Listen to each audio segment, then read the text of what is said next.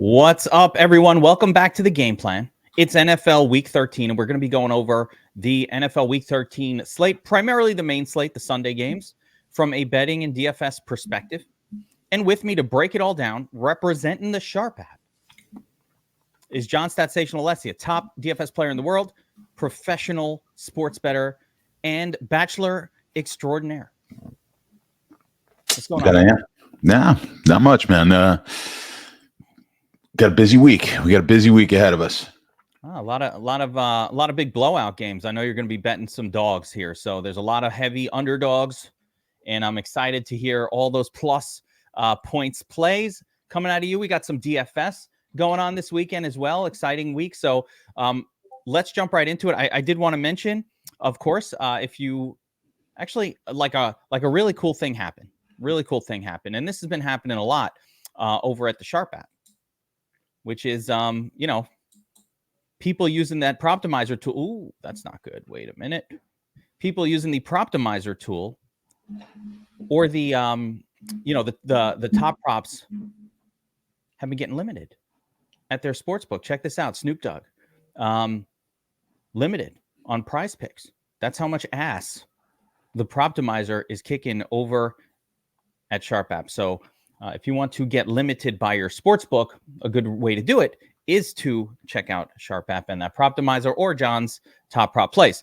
So, John, let's get into NFL Week 13 here. And got a fun slate of games set for Sunday.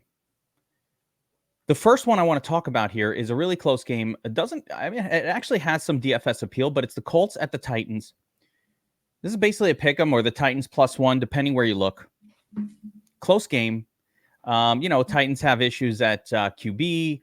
Colts, rolling out Gardner Minshew. They're both mediocre teams here. Do you have a side to take on this one? Titans +1 at home. Yeah, I mean, I would lean towards the Colts here. Don't love the game as far as betting wise goes, but we are seeing the money move a little bit in the Colts' favor. I mean, they're actually favored now in this game on the road, which I think screams Colts are the bet. Tennessee, I haven't liked what I've seen out of the quarterback. I think we had a little bit more expectation after that first game, like kind of looked like this kid was going to go off, but they're not very good. And I think the Colts are just, to me, I still have Tennessee as a favorite, which is what's leaning me towards taking the Colts, because I just think the fact that this line is flipped and the Colts are now favored in this game, I think that's a strong indication that the Colts are in play. Yeah, I feel that the Colts have their full sort of array of offensive capabilities. I don't think losing Jonathan Taylor really affects the Colts offense at all. They're still going to be good. They'll slide Moss right into that spot. And Levis is kind of weak. So basically the entire Tennessee offense really relies on Derrick Henry. Derrick Henry's fine. I'm sure he's going to play well here. I think this will be a close game. But yeah, I would lean Colts as well in this one. As far as some DFS angles, I mean, Moss is an all-in play this week. He's a player that you could pretty much put in every single lineup and feel pretty good about your chances of making value against his absurdly low salary on both FanDuel and DraftKings. More of an all-in on FanDuel even than DraftKings, but it's all in. For me, you could just have him in every lineup. He will be a free square. When I take a look at the power rankings, it agrees. Your power ranking sheet, John, it agrees. And, the Colts are set for 122 rushing yards in this game. Titans defense has not been spectacular versus the run as it might have been in the past. It's pretty close to neutral here, or allowing 5 fewer yards per game. So it's basically a neutral defense versus the run. I like that. As far as other pieces in this game, I don't like anything from the Titans. I think Derrick Henry is playable. Derrick Henry needs 2 touchdowns to make value against his salary. So when you're playing Derrick Henry, I played a ton of him last week. He got the 2 touchdowns, made value, but he needs the second touchdown to get there, which he could do in this spot. So I don't mind it, but it's probably like a 20% or 15% outcome for him to get there. So I don't love it. And, of course, the pass catchers from the Colts. Both guys are just getting peppered with targets. Gardner Minshew doesn't spread the ball around all that much. He's throwing to Downs. He's throwing to Pittman. So each guy in line for 10-plus targets. I loved them both last week. Both got 10-plus targets last week. Downs didn't do as much with his targets, but that's just chance. So I like the Colts in general on offense in this game. For DFS, they will be a team that I will have a lot of exposure to. All right, second game on the slate. Chargers on the road, taking on the Patriots. The Patriots look like they're shifting to Bailey Zappi for this one. Different quarterback, same old shit results, though, but different quarterback, so that's fun. The Chargers are 5.5-point road favorites. John, do the Patriots get any sort of excitement boost from switching the quarterback? Maybe I don't even know if it's been announced, but I think that's what's happening. Yeah, I mean it's not the first time he's been in there, so I don't think I don't think they get much of a boost from it. And he played a bit last week as well, not well. Yeah, I mean the sharps like the Chargers on this game. I'm actually going to be taking New England though. I'm going to be taking the points. I don't think it has anything. Well, it does have a little something to do with the quarterback. I just don't think it's like the narrative that it's going to be a team rallying around the new quarterback. I mean, it can't be worse. They do hate Mac Jones. So I think Mac Jones is There's personally. not a lot of love there for Mac Jones. I think individually the players dislike him. Yeah, no, I mean, you get that impression. Yeah. So I am going to take, even though the sharps took this one at -5, I'm going to go against the sharps. I'm taking this one at +5.5 on the Charger. I'm sorry, on New England. It's always one of my favorite things to kind of fade the Chargers as road favorites. That's another disappointing team, and they've been disappointing for the last couple of years. No different this year. So I just think it's too many points for a Charger team that I feel is basically a mediocre team against a New England team that's better than what the record shows. I think maybe they'll be a little bit better here on offense. It's not going to be a ton better, but I think they'll be a little bit better. And maybe you're right. Maybe they do come out and play a little bit inspired, not having Mac Jones in there. But I think it's just too many points. 5.5. I'm gonna take the points on this one. Yeah, on the DFS side of this one, Ramondre Stevenson had a monster week last week, and it's a great matchup for him. If I was going with your Patriots +5 approach, if you think the Patriots are going to keep it close, don't you think Ramondre would be the guy who would be carrying that team to sort of keeping it close? I mean, I think so. I think that's probably the way you're going to go. There's not going to be. I mean, the Chargers should do okay as far as from their wide receivers, and I think New England. Yeah, you don't like the pass game. You don't like the wide receivers. So if they're going to keep this game, if they're going to stay in the game, I think it has to be Ramondre Stevenson. Yeah, on that side. And of course, the Chargers only feeding two guys the football right now, Keenan Allen. So even in a 40-point total game like this one, which is not good, Keenan Allen or Eckler could get there. It will probably be one of the two. I would lean Eckler in this spot, but I mean, Keenan Allen's seeing 15 targets a game. They have no one else to throw to. So you could go back to those guys, even again in a low total game. I don't mind it. They're very, especially both of them are kind of expensive, although Eckler's price is, on the decline. He hasn't been delivering. So I just like a lot of the other running backs on this slate, and I probably won't go crazy with Eckler because I don't think you need to. So it'll be probably some Keenan Allen exposure just because you need to get some when he's getting 15 targets. All right, more exciting game. And this one is one of the better games on this slate. So we finally get a nice total on a close game. The Lions are at the Saints. The Lions are 4-point road favorites in this one with a 47-point total. Now, John, 4-point road favored Lions. I mean, the Lions are a much better team than the Saints this year. They're only favored by 4. Will you break your trend and give me actually you gave us a favorite already, but is this feels like a spot to take the Lions? I mean, that's the public play. Is that the public play? I mean, the public everywhere. Public's all over the Lions. I think this one's kind of a no play for me, but if I had a lean, it would be on the Saints. I don't like laying this many points. You've got a decent defense with the Saints here. The Lions, the one thing, they're coming off just a terrible loss at home on Thanksgiving. So you do look for a little bit of a bounce back. They've lost the last couple of games against the spread, so possibly a little regression here. Maybe they bounce back off of that. So that's what's kind of leaning me off of maybe playing the game. Normally, if they weren't coming off this loss on Thanksgiving, I would have the Saints in this game. So I do lean a little bit more towards the Saints. Like I said, playing as poorly as they did, having the long layoff. I do expect them to bounce back, but I just think that number is going to be that's a little too tough of a number for me to get behind. Saints would be my lean when I'm looking to see if we had any sharp action on the game. I know we don't have any on the sides, but like I said, the public is all over the Detroit side of the game. So the sports book that we look at, they need the Saints to cover, actually, and the public is on Detroit. So if you want to fade the public, you're going to be on the Saints in this one. I will be rolling with the public, except as usual, I do like to squeeze a little bit of extra pointage out of this one. So for me, I'm going to just move that line to 2.5. I will pay that juice, and I will assume that the Lions will win this game. I think they'll win it comfortably. The Saints probably without Olave in this one, maybe without Rashid Shaheed. There's like too many players out for the Saints right now. They have no one who can catch a pass. It's going to be one of those just games where outside of Kamara, and Kamara could go bananas. This is a spot where Kamara could out of nowhere go crazy just because they have no one else to throw to.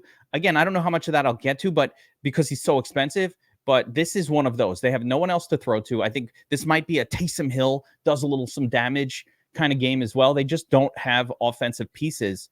Juwan Johnson, like they're going to have to throw to Juwan. So there we go.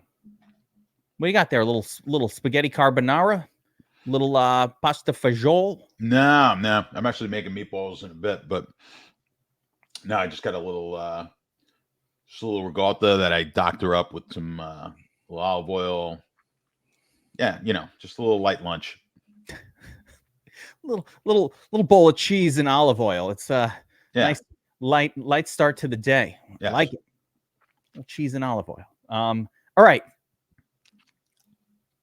Next up, the Falcons take on my beloved New York Jets at home here in New York.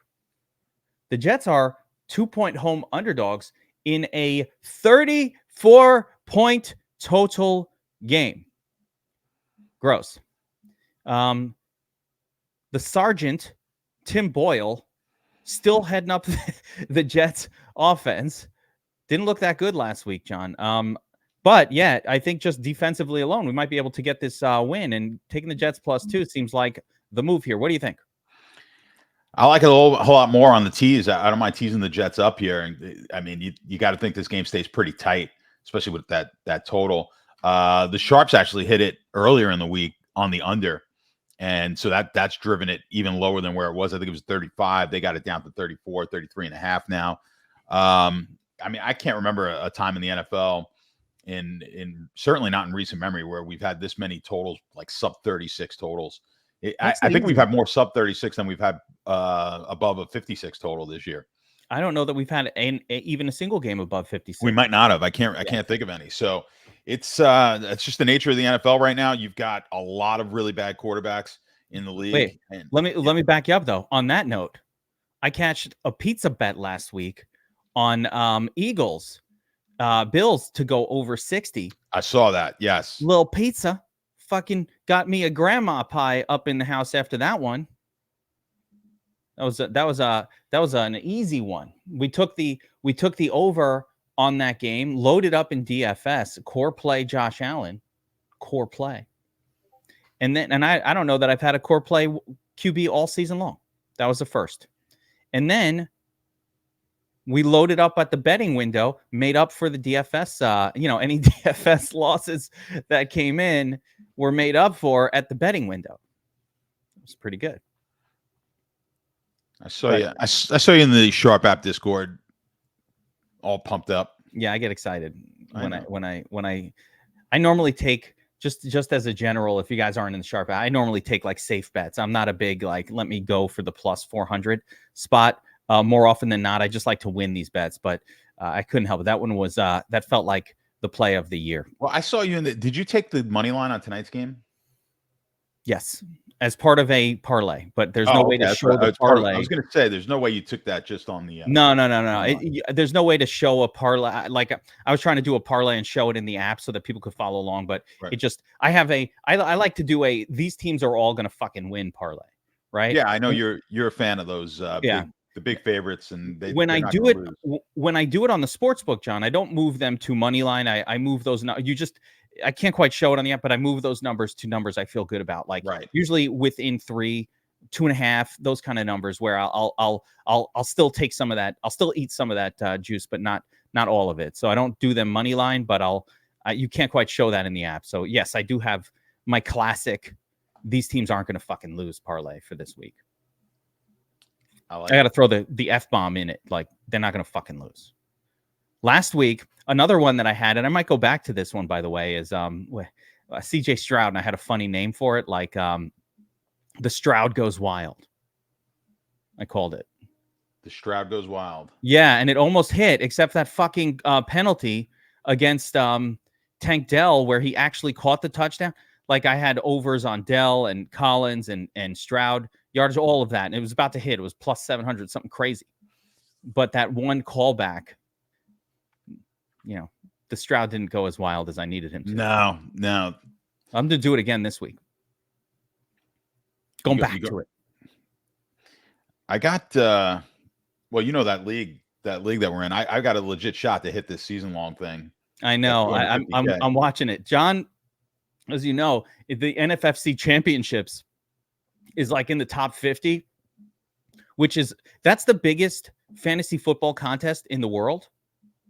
In terms of raw dollars, I mean, I'm sure some of the best ball contests maybe on Underdog might be a little larger, but this one is an expensive entry. I think it's $400, and there are many, many thousands of people in there. It's huge. Yeah, it's like 5,000, something like that. But yeah, I'm sitting in like the top 25 or something like that. Yeah, it's ridiculous. And the best was that they ripped your draft after the live stream was ripping your draft, which is hilarious. That's why you don't listen to live stream bullshit. And after your draft, it's like if somebody loved it, it's probably too chalk anyway. Well, when you participate in something like that, I'm not trying to win the league. I'm trying to win the 250,000. So to do that, I can't draft like everyone else is drafting because it's like playing a GPP basically. So when everyone went with wide receivers, I went running backs, quarterbacks, and tight ends. And then I said, well, fingers crossed I can pick up some wide receivers later or one off the waiver. And I got Tank Dell early, which is a huge help. That's huge. But you know how it is. If you don't hit your first round picks in these leagues, it's really hard. So I got McCaffrey with the 2 pick, which they all thought I was nuts. They're like, how do you leave Jamar Chase out there? But that's why a lot of people who have the 2, they show you like where you drafted. The 2 pick people are all toast. 2 pick people are all out because they have Chase or Jefferson or one of those guys. So you got to go different. And I've got Hockenson at the tight end, and I've got Hurts. I mean, listen, Hurts is good for 3 touchdowns a week minimum. So either throwing or he's going to throw 2, run 1 in, and on a good week like last week, he gets you 5. A big thing in those kind of leagues is having 2 healthy, quality quarterbacks. This year has been brutal for quarterback health. I based a lot of my strategy this year around Fields, DJ Moore, which is great, except for there were, Fields getting hurt for a big chunk of the season and sucking for the first 3 weeks. So you might as well have lost Fields for like 8 of the 12 games because of the suckiness at the beginning and then the injury. And so it just kind of ruined those teams. But let's talk DFS and bets, John. Yes. There's nothing going on this Jets-Falcons game from a DFS perspective that has me interested in all. And outside of both defenses, you don't want to fuck around with games with a 34-point total. So let's move on and talk about Cardinals-Steelers, where the Steelers, I can't wait to hear your play on this one. The Steelers are 5.5-point home favorites here. Okay, the game has a 41-point total. initial thought is gross, right? Steelers have a couple pieces that might be interesting, like the running pieces, but they're full splitting. And then the Cardinals, wow, I'm shocked that they're 5.5 point underdogs here. What do you think, John? Yeah, I mean, I can't bet the favorite. I can't bet Pittsburgh as a 5.5 point favorite. I just think it's too much. I like Arizona plus the points. Seems obvious. It seems too obvious. I mean, the public's on this one as well. So the public likes Arizona. The book needs Pittsburgh. I don't know.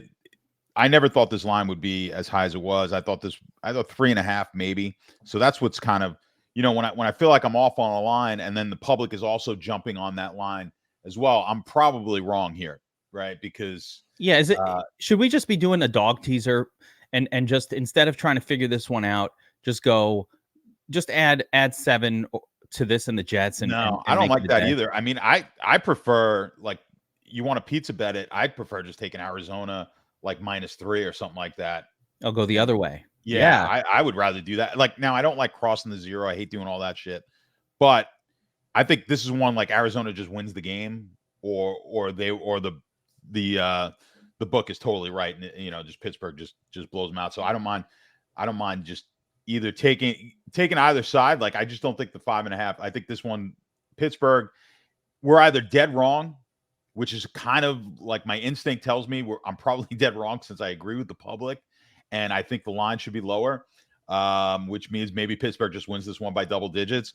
But I mean, all logic is telling me Arizona is, I just think the record for Pittsburgh is not nearly as indicative of the quality of this team. You look at my power rankings, they're not very high. They're in the 20s or something like that. So you got a 7-4 team. I mean, it's just an anomaly with this team. But when you look at their schedule, I mean, obviously they're a favorite this week. They're a favorite again next week. They've got I think they're an even bigger favorite next week. I'm trying to remember off the top of my head, because I was looking at Survivor Pool. So, I mean, you're looking at a team that could be a 10 or 11 win team in Pittsburgh, potentially winning that. They're not going to win that division, but they potentially could. And a team that, I mean, it's not a very good team at all. So, I mean, it's just one of those things that you're getting that's happening this year. It happens every year. Kind of the bounce of the ball goes one team's way.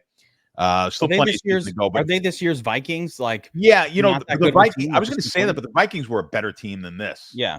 These guys have won 13 games. They probably should have won 9 or 10. Reversion for the mean. You know what? I love that bet.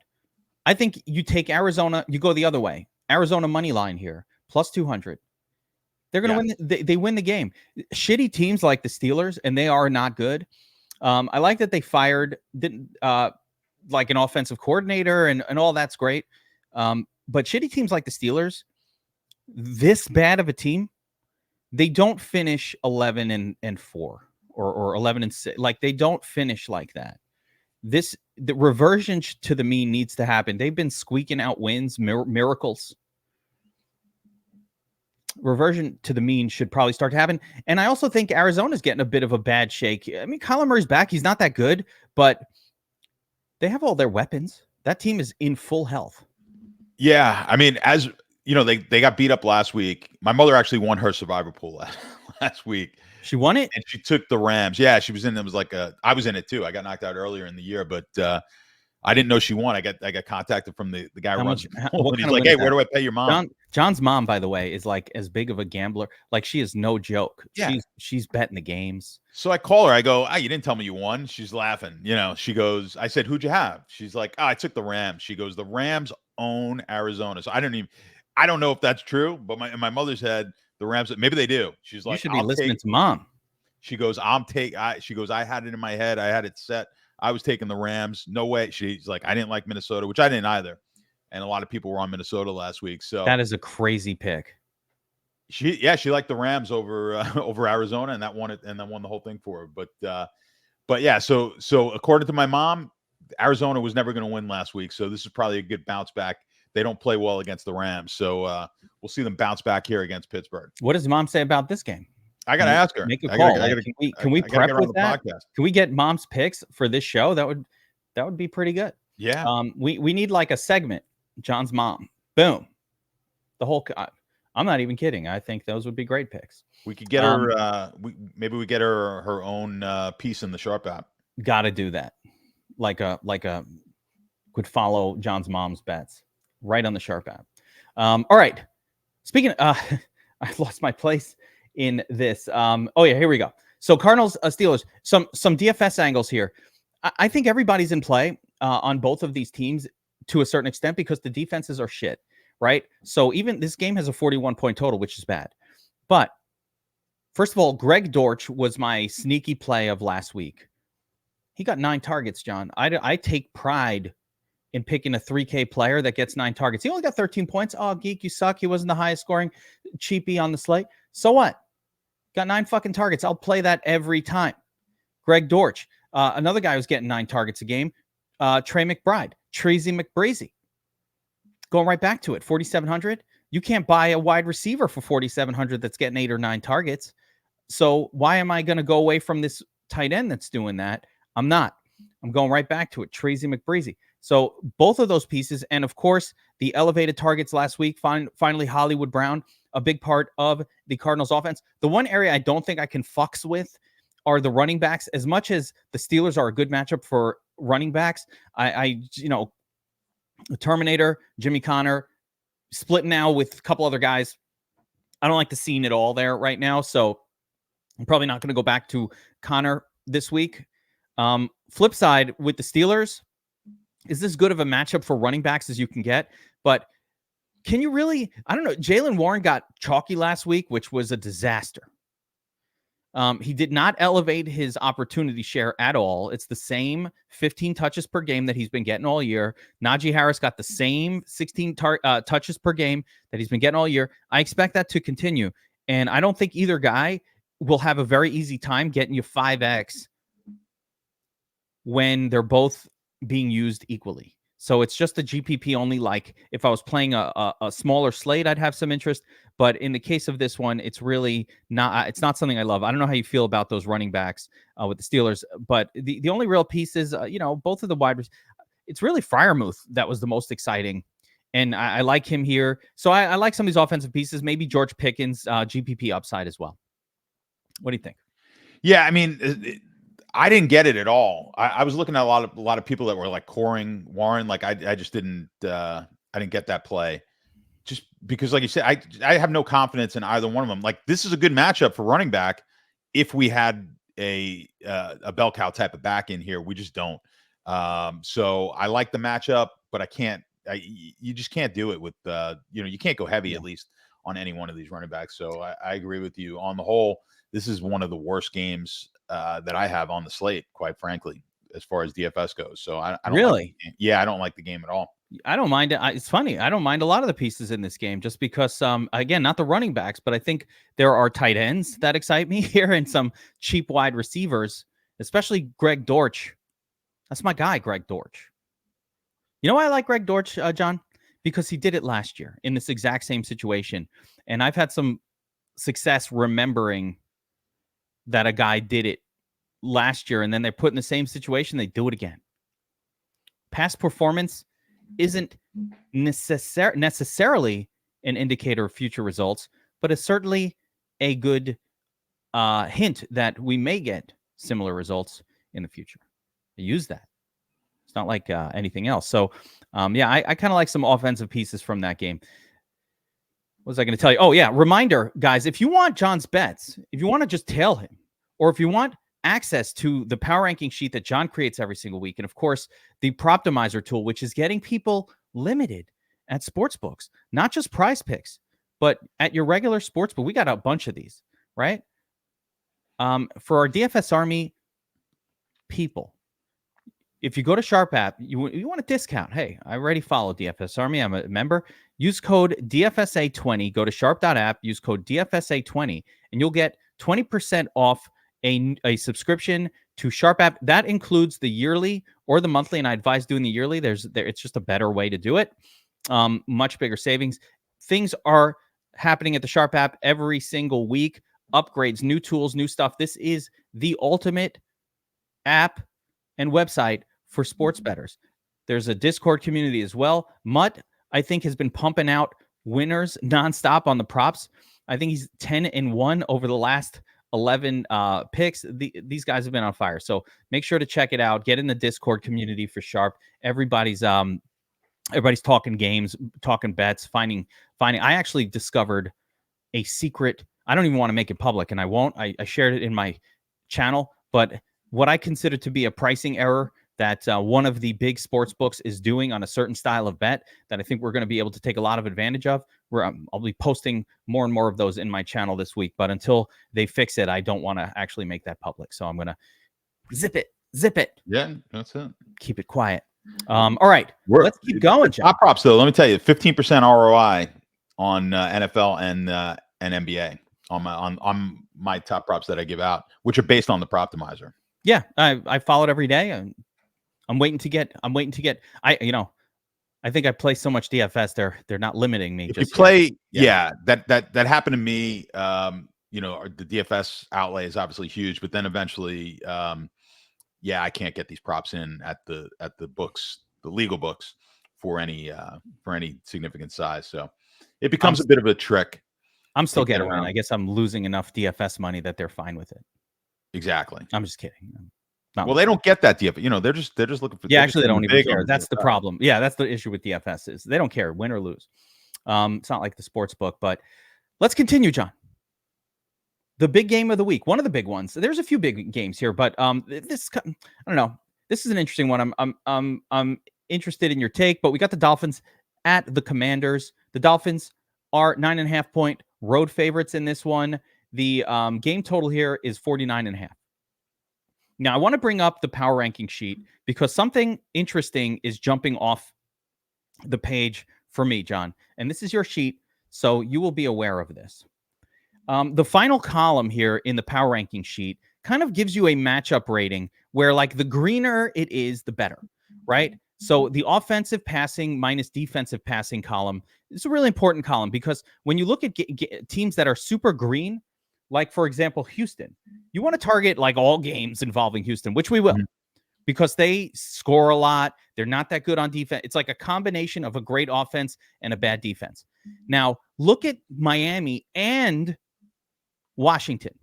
They are two of the highest numbers on this offense minus defense. You got Miami 74.14. You've got Washington 83.21. So this implies that both of these teams tend to get into shootouts, tons of offense happening, lots of scoring. Now I go over to the team-by-team comparison, and, I mean, it's much better for Miami, where 339 yards of passing, 140 yards of rushing. It just looks like an offensive explosion here. Miami side, decent. Washington side, a decent 245 yards in the passing game, which is acceptable considering how cheap their pass catchers are. So looks like a game to target from a DFS angle, John. It's probably the best DFS game on the slate. So hammer away at game stacks on this one. I think the over is definitely in play. 49.5, I think, is too low. I think this game goes over. I also like Washington plus the points. I think they're going to put points up and stay in this game. This is one of my favorite games of the weekend. The public loves Miami. Miami's coming off. Both of these teams are just coming off blow-off win and a blowout loss. I love that combo. I love, Miami playing just an absolute inept offense in the Jets last week. You had Washington, who's played a team that's basically beat the crap out of everyone outside of Arizona, as far as the bad teams go in Dallas. So they ran into a buzzsaw there.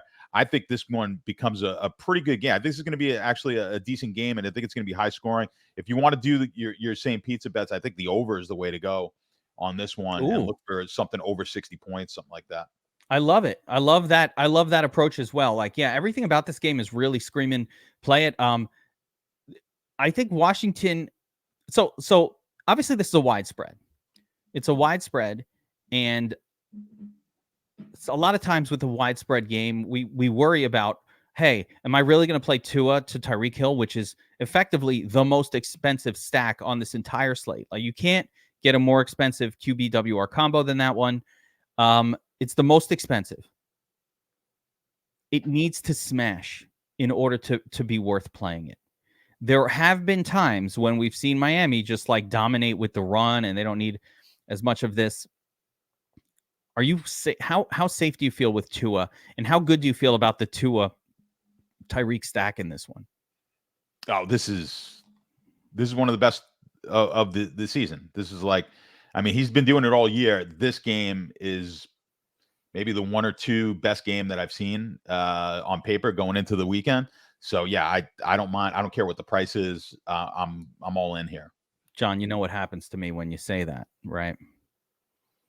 I know what happens to you, and I don't like doing that to you, but unfortunately. Boner alert. Yeah, I mean, I get very uncomfortable doing that to you, but you get a visual that is just uncomfortable. But that's what happens. I keep it real with the audience.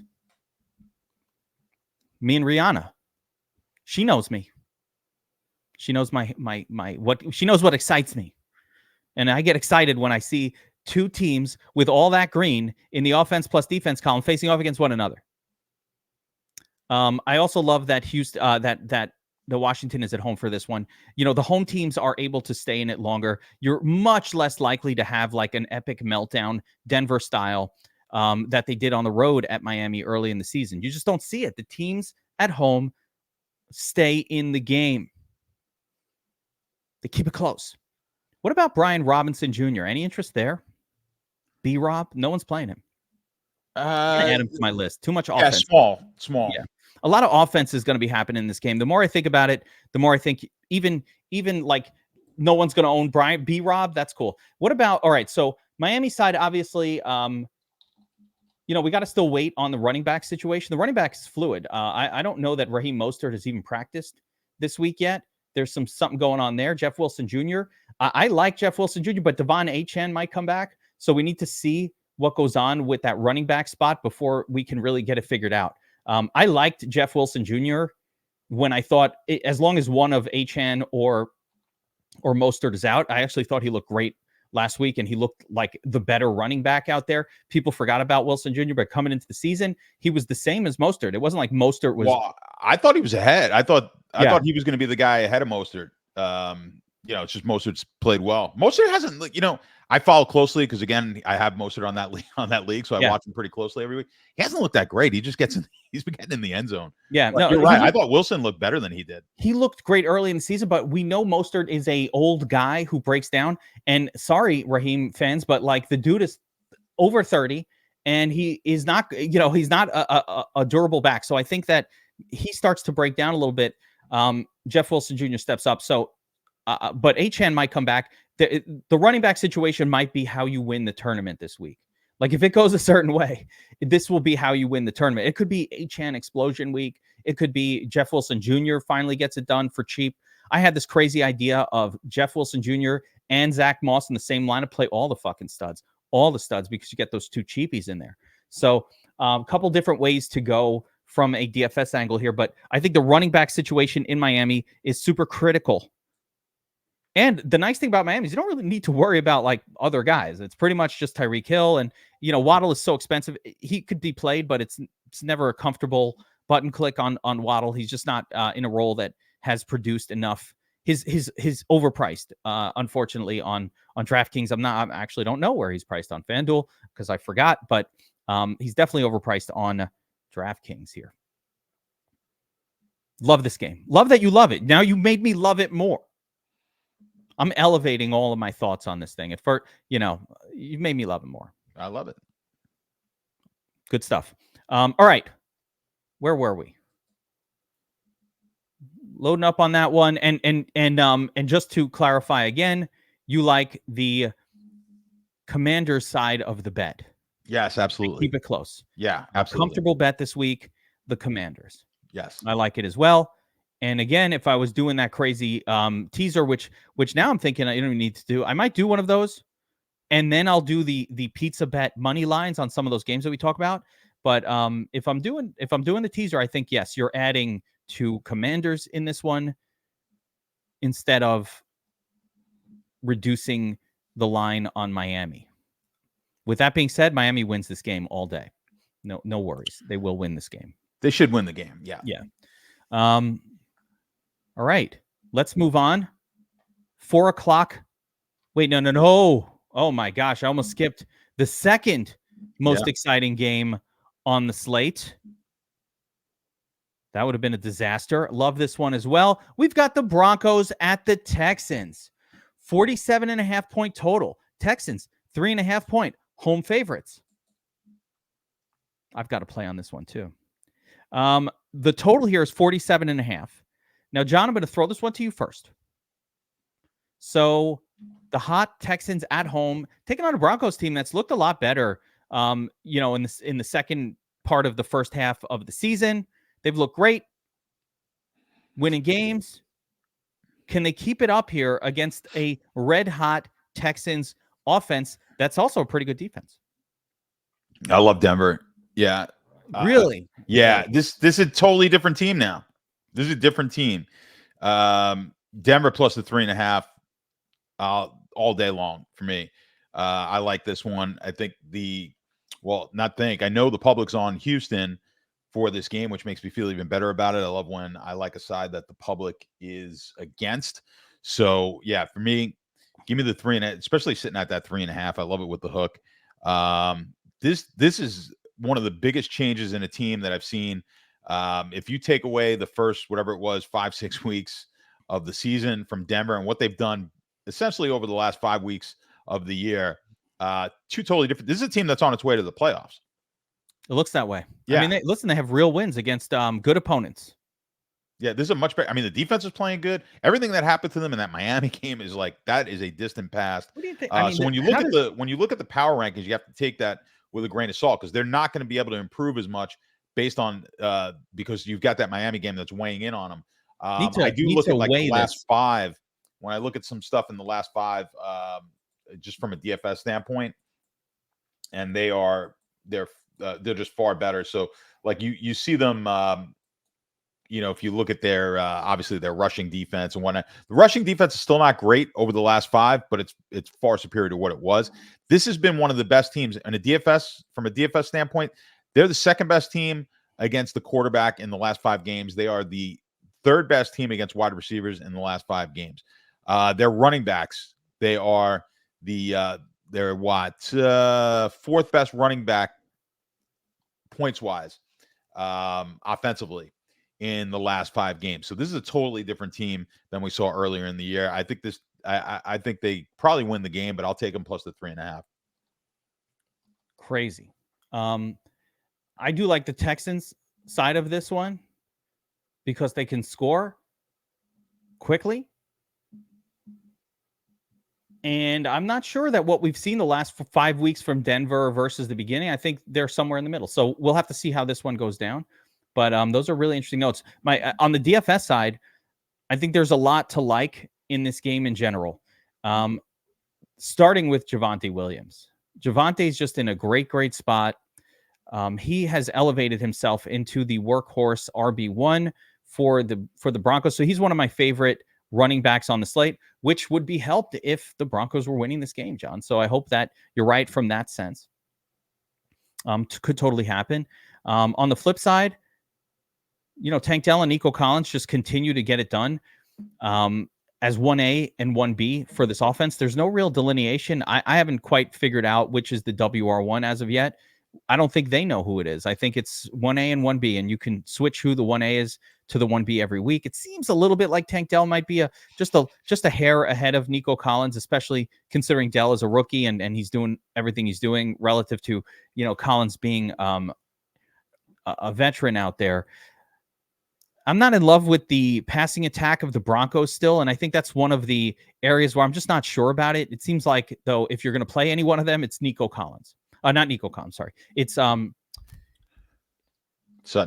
Yeah, Cortland Sutton. Yeah. See, letter names. It's Cortland Sutton, and that's it.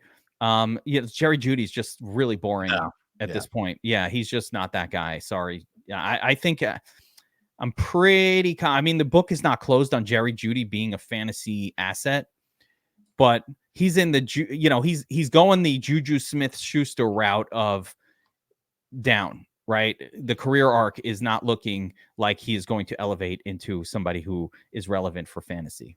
Unfortunate. But yeah, it's either Cortland Sutton or bust pretty much. But it's Javonte Williams on that side of the ball. What do you think about Devin Singletary on the other side? Obviously, the Broncos have been a little better versus the run, but Devin Singletary had a couple of smash weeks.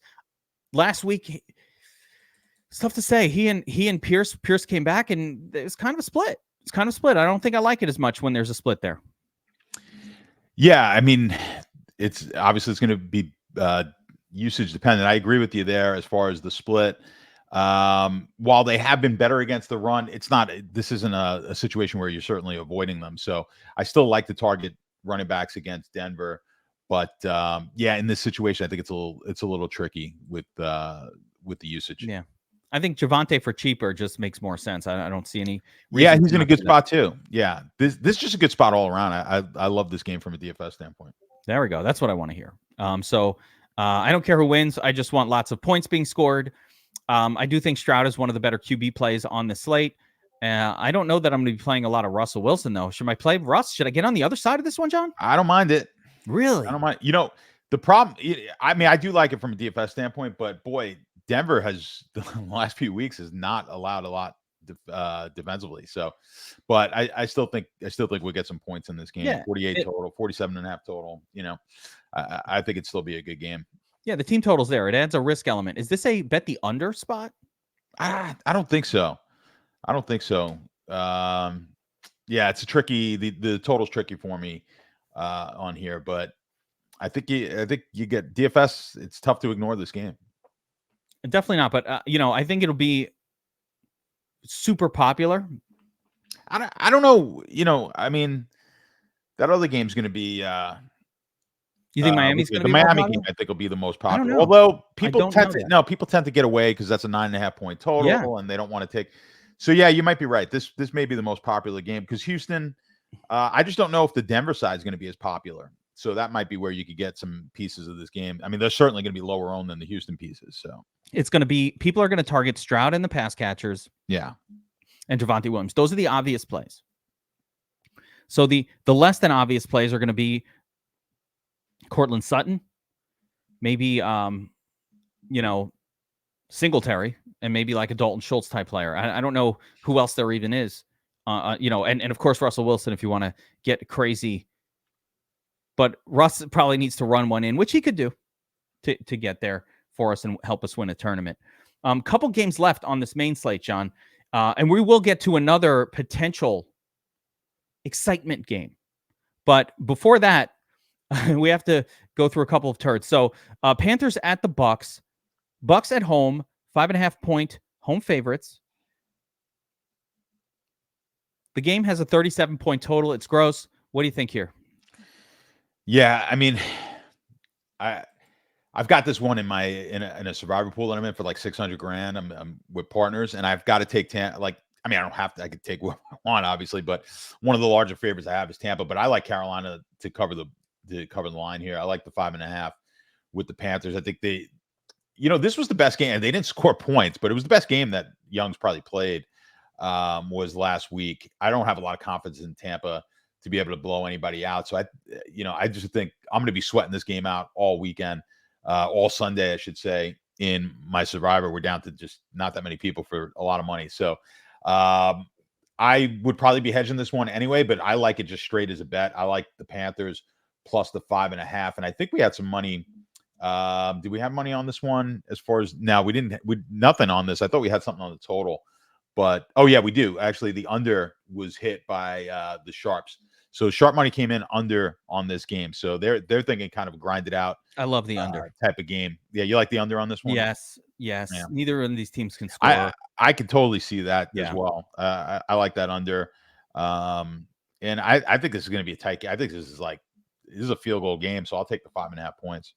Yeah, I don't mind the spread there for that reasoning. It's a good thought process. It's tough because it's tough to run on the Bucks, and the Panthers aren't that good at throwing. So that's going to be a challenging situation for them. The flip side is it's really hard to pass on the Panthers for some reason this year. I have not figured out why that is, But if you take a look at the power rankings for this game, you're going to see the Panthers are actually limiting wide receivers to some of the fewest yards of any team on the season. Let me pull it up here. They will be at the bottom of this list, but somehow they're limiting opposing wide receivers to 45 fewer yards per game than their average, which for perspective is, top 3 or 4 in the league in that category. So teams are just not throwing and producing against when they play. I'll tell you the reason why, John, actually. I know the reason why. The Panthers are playing a style of defense where they are just dropping an extra man back into coverage constantly. They feel like their best chance to win is to slow the game down, force the opponent to run the football. And you're going to run the football when you're only getting 7 or 6 man fronts. It's tough to pass on that. So people run against them. And that is their approach to the game. They just slow, methodic. Let's slow it down. We can't score that quickly. Let's make it take you a long time to score. Make a mistake, get to third down, stop a pass, and sort of turn the football to the other team. That's the style. And that leads to running goodness for whoever the rusher is. Hello, Rachaad White. We already like Rachaad White. He's doing a lot all season. It's a good matchup for him and him alone. So that is the only DFS play that I have really any interest in. I will say that Thielen has come down in price, and it's a really good matchup for Thielen as well. Like, he just needs that volume at 6K. He's come down off of what I would call the ridiculous salary level that he was at. So Thielen holds some appeal in DFS as well. But the top guy in this game is going to be Rachaad White. Yeah, I like it. I mean, again, the last 5 basically reiterates what you said.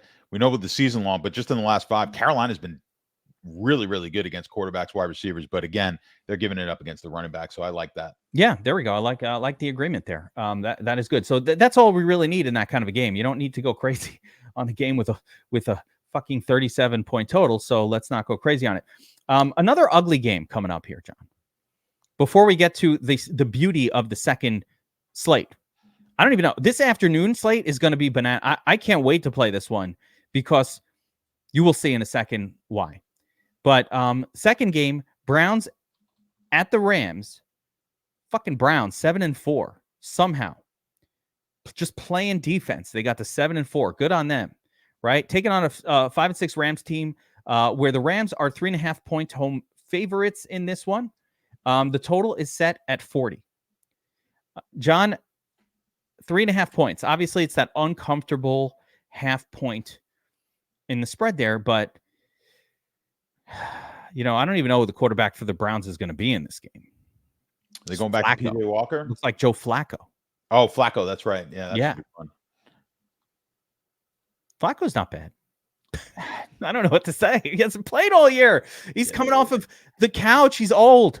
I don't even understand how this is like a game. Yeah, I mean, I like the Rams a little bit. Don't really love it as a play. I just don't understand how the line hasn't moved even further. I guess I don't know. I know the Cleveland defense is pretty strong, one of the maybe 3-4 best defenses in the league, but they don't score, and I can't see them. I just can't see them winning this game. It's not going to be a bet for me, but 3.5. The 40.5 looks better. 39.5 juiced.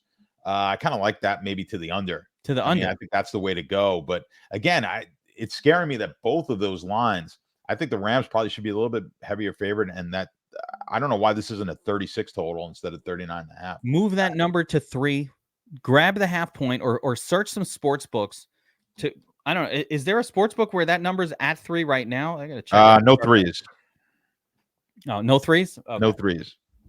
I see. BetMGM has it -110 at 3.5. So, I'm gonna squeeze that line down to 3. I will be taking the Rams. They're gonna win this game unless the Rams. There's always a fear that like their whole team gets injured in game. That's my one fear. It's like Stafford goes down and then it's just a disaster. And against a good defense, like that is a founded concern. But I think a healthy game for the Rams, they just win it. I don't think they'll win huge because Cleveland's kind of good at keeping it close and low scoring, which is why I'd want to move that line and just make sure that the field goal is enough. Or maybe just go money line at -185 or something like that. I got to think about an official version of that play, but I like the Ram side for sure. There is no DFS goodness to be had in a game like this, I don't think. Do you like anybody from DFS purposes? I'm just like, it's not a Cooper Kupp spot, and gimpy ankle, Puka, no. Brown side, maybe Ford. I don't know. I don't think so. Anybody? No. Kyron Williams might be a popular pick. Everybody picked him against it was everybody picked Javonte Williams or whoever it was against the Browns last week. Like, people are targeting running backs against him. Kyron, big game. Do you play in him?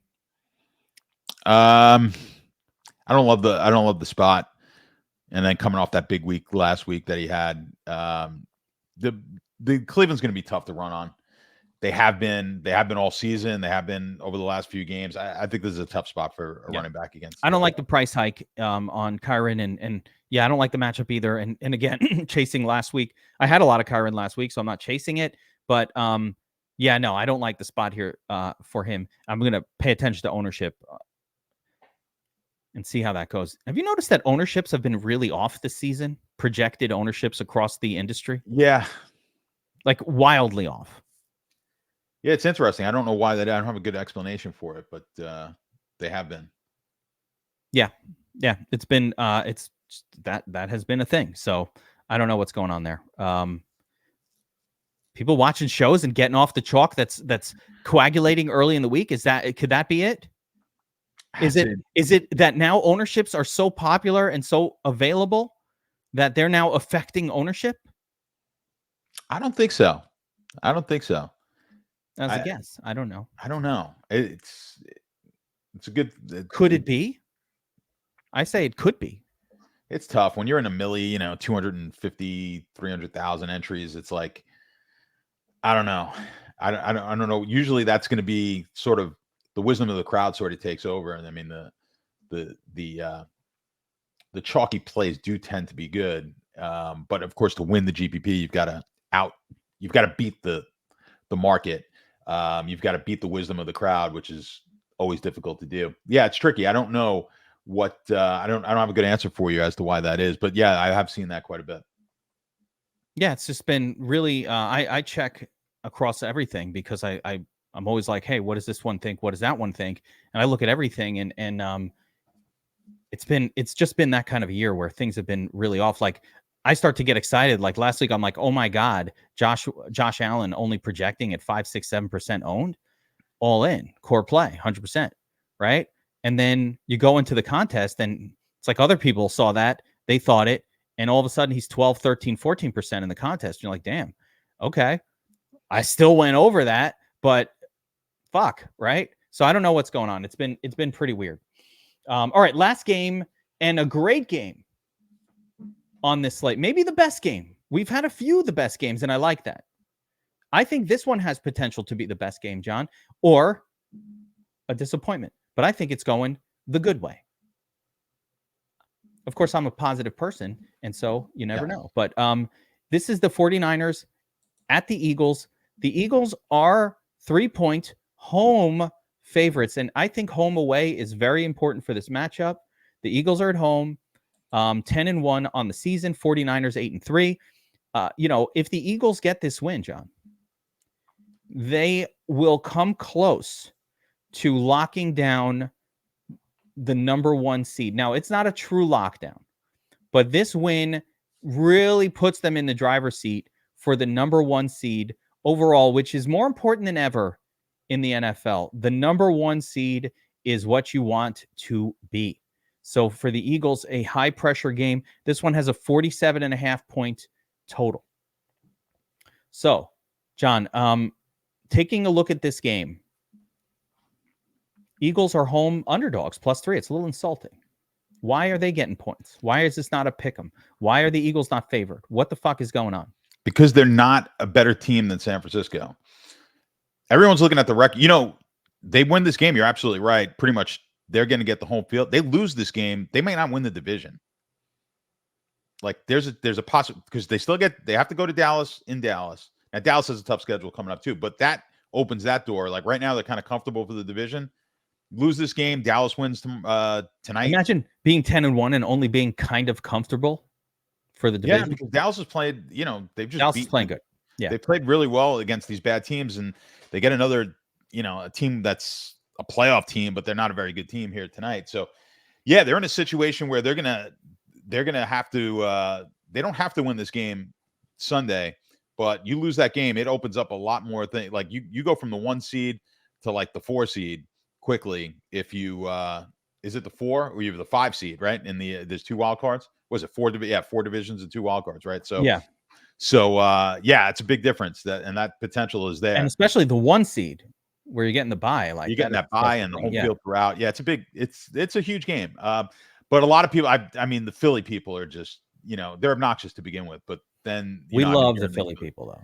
They're like, oh, they were only a 3-point. They're like, how are we only a 3-point favorite to Buffalo? I bet Buffalo last week, and and basically that game screws you with Buffalo. I mean, Buffalo just totally outclassed them in that game. A Buffalo team that's looked like shit totally outplayed Philadelphia. Now you got to give Philly credit because it's really the quarterback. I mean, the quarterback's been the guy who's sort of the Eagles' defense has not been as good. It's been shit as it was last year.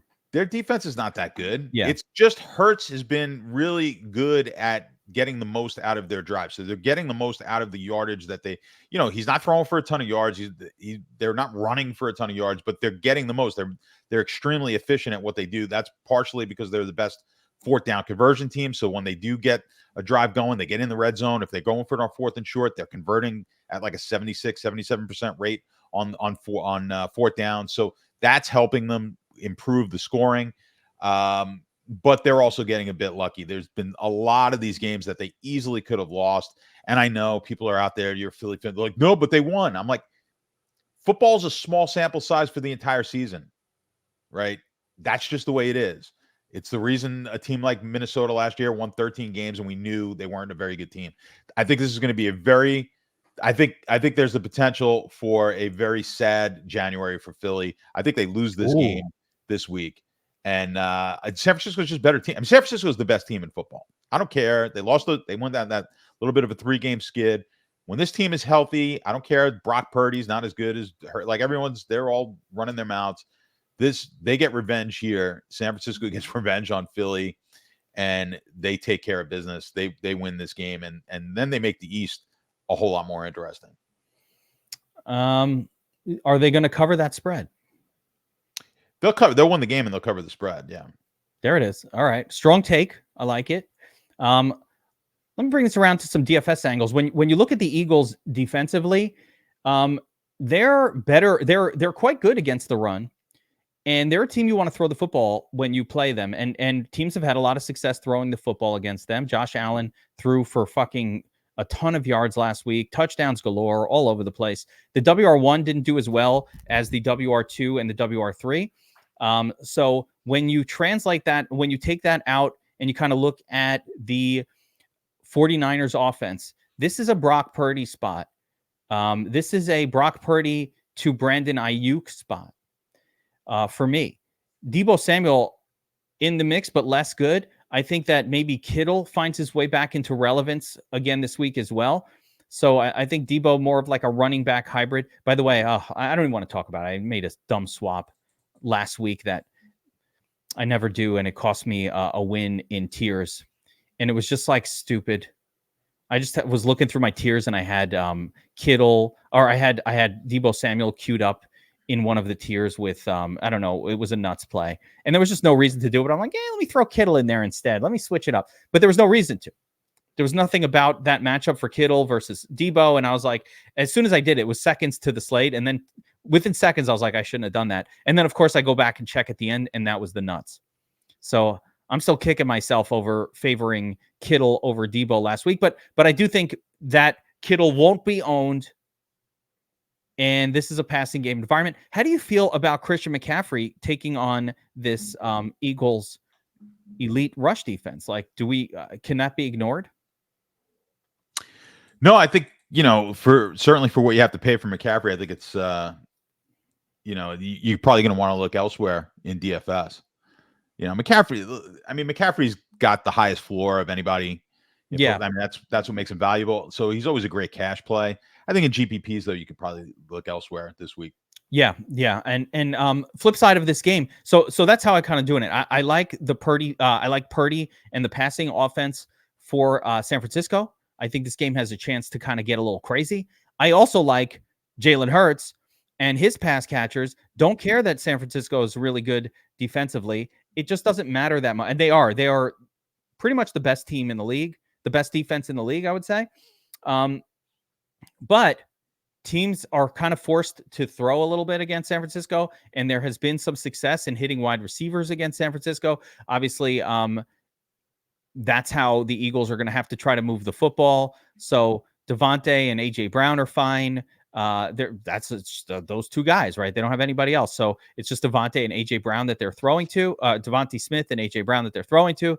Either one of those guys is fine. I think it's gonna be hard to get to AJ with like Tyreek Hill close by and you know that kind of thing. But paying up for it is okay. Last week we saw Devontae Smith finally have that another one of his big games. I think Devontae Smith is heating up a little bit, so that might be the better way to go. That WR2 spot here, just a little more under the radar. But this is a game I'm excited for. I'm excited to watch it. I think of the week's games, John, this is the one I'm most excited to watch, and I'm kind of glad that it's in the evening slate where that's I will have that on exclusively. I'm gonna like shut off Red Zone and just watch that game because Browns, Rams, and Panthers, Bucks are nothing I want anything to do with.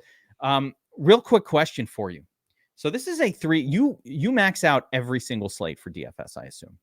Mm-hmm. You do the afternoons, you do the morning.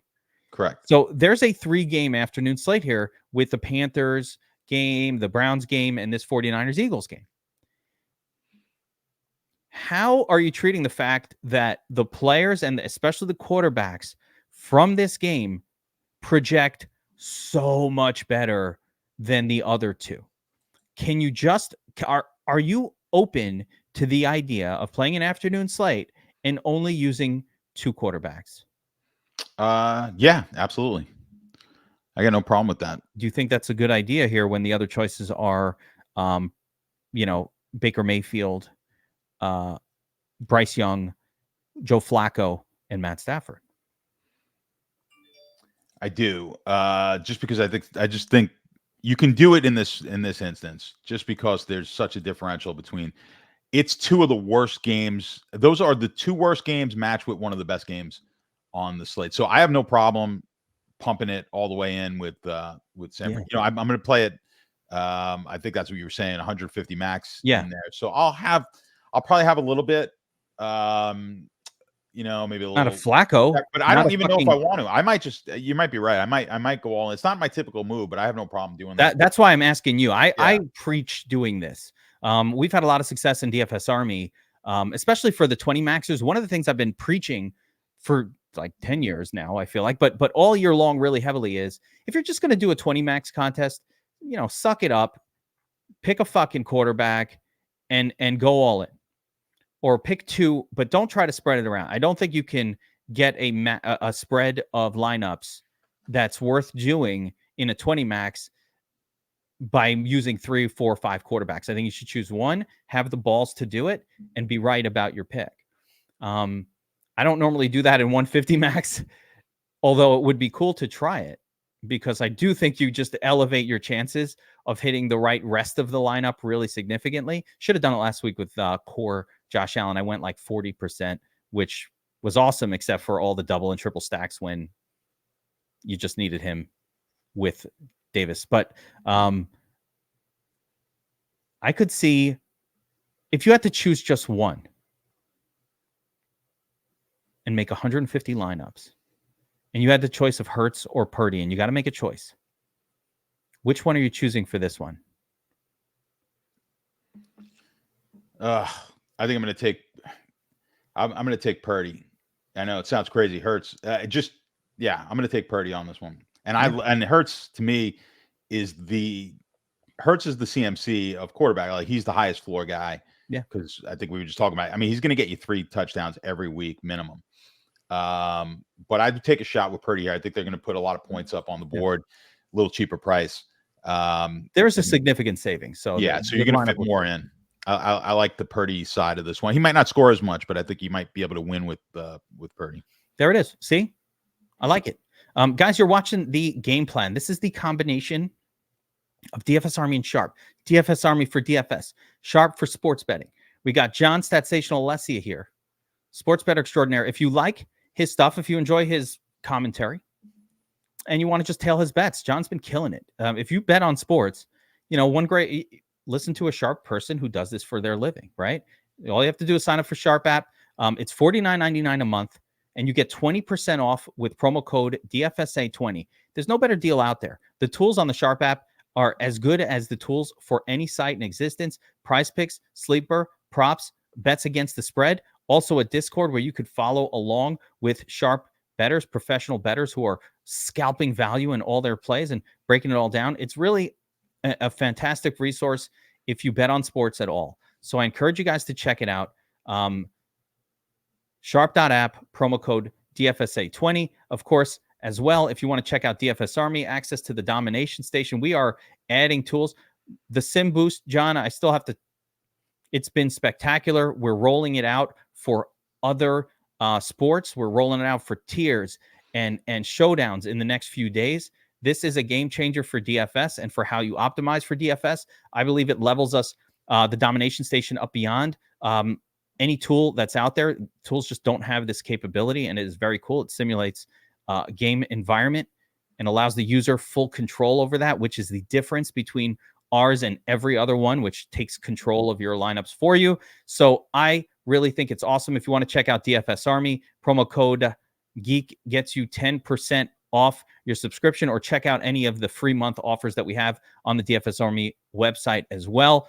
That's going to be it for NFL Week 13, the bets, the DFS, the breakdown. John, I appreciate you being here. Good luck this week, everybody.